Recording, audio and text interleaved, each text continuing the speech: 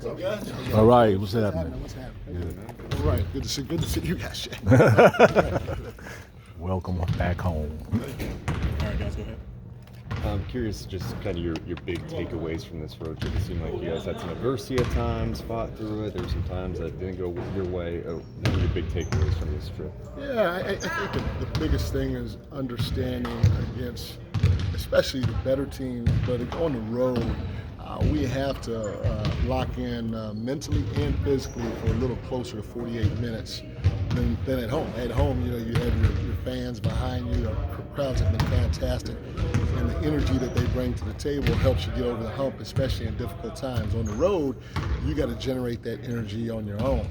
And it's harder if you don't lock in for as close to 48 minutes, because now next thing you know, you're down 7. And now you're fighting to get back in the game. And the crowd is cheering for everything that the other team is doing, so they're boosting their morale and energy and all that other stuff. So again, just trying to figure out, okay, hey, we could play with anybody, whether it's at home or on the road.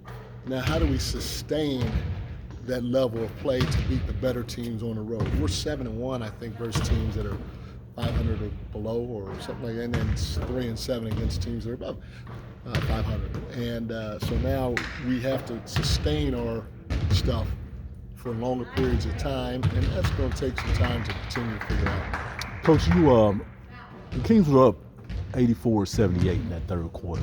And then, the Celtics went on some wild run, 36-4, something like that, which has never happened this season. And I guess you just alluded to it. What do you tell your team to learn from things like that really doesn't happen to them occasionally? Again, almost everything we're going through, we're learning and we're growing, because if you think about our roster, we have 2 guys on our roster in Deladova and Harrison Barnes that have won at a high level and has sustained it at a high level. Everybody else, this is all new to. So now you factor that into going on the road in Atlanta, who was in 3rd place in the Western Conference, or 4th place, and then going on the road into Boston, who's a championship caliber team and the best team in the NBA right now, and you get hit in the mouth after fighting your behind off to get back in the game. So you can't fight to get back in the game.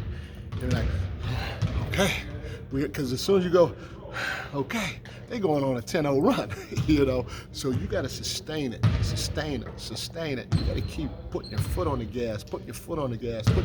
gas, and not let up against those types of teams, especially on the road. And that's what we talked about today. We watched some clips talking about that, and then we talked about it, obviously, by putting some stats up on the board and having a discussion with the group. And it's just a matter of our guys going through that experience on multiple occasions and figuring it out as we go through it. And once we do, hopefully we'll be able to sustain it from there. Coach, you talked about establishing a defensive identity. Where do you focus that effort? Where does the focus begin to be able to establish it? Well, first one is transition defense. I thought at the beginning of the year our transition defense was really, really bad. We've gotten better in that area. We were fouling a lot. We're not great at it, but we've gotten better in that area. Another area was offensive rebounding. We were giving up a lot of long rebounds and 50-50 balls. We got a little bit better than that. So now once we have those things down, or at least we're pretty good in those areas, we can start talking about our execution on the defensive end of the floor, and given the multiple efforts that we need to give, and if we do those things, which we're starting to do over time, our defense will even out a little bit. I don't know if it'll be great, but we will for sure be better than what we are right now. Looking at Keegan, he's obviously been struggling a bit, and it feels like he's had so many shots that just have rattled out at times. I'm just curious, what your message has been to him to kind of fight through this. I'm guessing he probably hasn't had a shooting stretch like this really in a long time for himself, like ever, I'm guessing. Yeah, no. What everybody has to remember is that Keegan's a rookie, and he's going to go through his ups and his downs, because he's probably played more games now at this point in the year than he did his whole last year in college, and we're only a fourth of the way through the season. So to get used to the number of practices, the number of games, life off the floor as a rookie in itself is an experience. And I say he's a rookie because if you think about the situation that he's in, he's starting for a team right now that's in the playoffs, and we're trying to get there like every other team is. But the teams that are around him, where other guys got drafted, talking about Oklahoma City, Houston, Orlando. Right now, those guys aren't. Will they be at the end of the year? Maybe, but they're not playoff teams right now, and so their rookies are able to play through the mistakes because, they want them to grow that way. They want them to try to grow that way in terms of making that team a playoff team with those guys growing through their mistakes. We have guys that are capable of helping us get there, including Keegan, and so he's not going to have the leash that those guys have on those types of teams. Now, even if you look at guys close to him, behind him, same with Ivy. Ivy's the same thing. They're going to let him go through his mistakes. But then Matherin and those other guys that are fairly close, a lot of those guys aren't starting. They're coming off the bench, so the pressure is not quite there. So Keegan's situation is unique as a rookie compared to everybody else, probably in the top 10, top 15 of this past year's draft. And I'm going to coach him like he's a vet. If he ain't playing well, he's coming out the game because we have other guys that can step up and possibly help us win. Because we are a playoff team. We're there now, and we want to stay there, And so that's what everybody has to understand, first and foremost. And then for Keegan, he's just got to accept the fact that he's going to have some of these, and as best he can, ignore the noise, even when the noise is, Keegan, you're the greatest, because sometimes that can impact you, but especially the negative noise, and just go have fun and let it rip however it rips. I guess when we look at his situation and you bring that up, because you done been to draft workouts, summer league games. He's been playing a lot of balls right up to time. Do you look? Obviously, you looked at that situation of what he's been through, the past 6 months. Is that correct? Yeah. No, that's what I say. He's played a lot of basketball, and he's probably played more basketball than he did all of last year. And so he's going to play good. He's going to play bad, and we just have to keep encouraging him. He's got to keep working, and I'm going to keep coaching him. I ain't going to let up on him because he can handle it. Sorry, go ahead. Oh, I'm sorry. And his shot selection he's been getting some good open shots.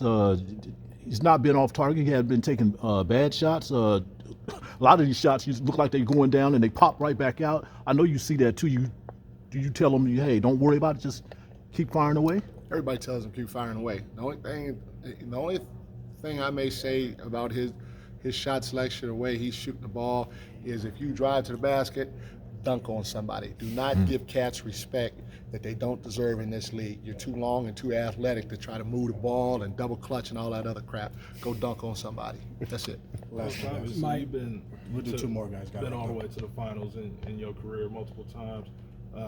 With this semi-tough stretch, what's the message you're giving the guys to stick with it, and it's a marathon? No, I talk about that all the time. It is a marathon. We may end up losing 2 in a row. We may lose 5 in a row. We may turn around and win 6 or 7 in a row like we just did. Who knows how the ebbs and flow of the season will go. The one thing that we all have to understand is it is a marathon. And if we all understand that we're going to be good against the better teams, we have to find a way to sustain our focus and our effort level, so the mental and the physical aspect of the game. And if we do, we'll give ourselves a chance to win because we're pretty talented and our guys have worked extremely hard. My sports department wants to know. What's that? My sports department wants to know. You guys are 2 Your and sports who? My sports department. Sorry. Oh, okay. Sorry. No, you Anyways, good. You speaking like me. I don't. Go ahead. Don't want to mess this up. So you guys are 2 and 3 in divisional games. What's it take to get those divisional wins? I don't.